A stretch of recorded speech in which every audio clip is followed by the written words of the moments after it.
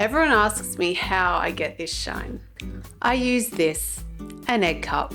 Today, I'm going to show you exactly how I use the egg cup, why it works, and why it's your best chance at getting a mirror shiny Dorodango.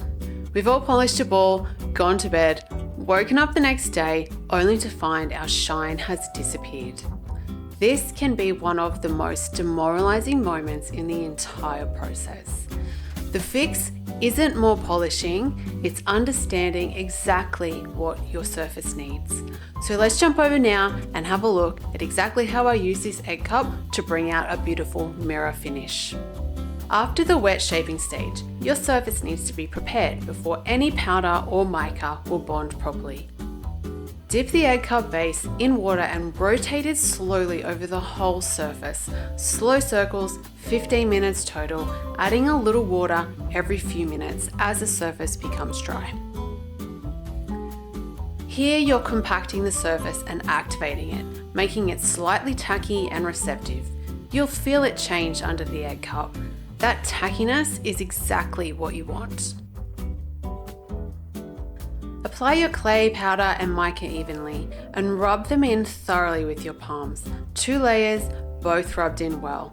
Take your time here. You're not dusting, you're pressing it into the surface. You should probably spend around 5 or 10 minutes really rubbing the mica in. Once you're done, your core should look something like this. Once you've rubbed your mica powder in, you want to let your ball rest for around 5 minutes. This is just going to allow the surface to settle so that the mica can bond properly with the core below. If you rush this and move on too quickly, you might risk wiping off the mica or creating chips and cracks down the track. Then you want to clean your egg cup, add a small amount of olive oil to the base and rotate slowly and gently over the entire surface for around 45 minutes.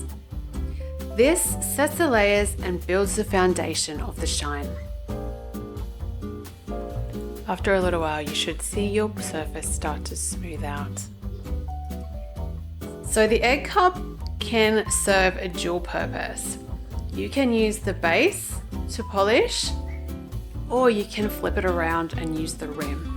So it depends on how your ball is going, what your surface is doing, as to whether you want to change and swap between these. It's entirely up to you, but I often find that the base is really good for the wet polish and it's perfect and an absolute must for the initial oil polish.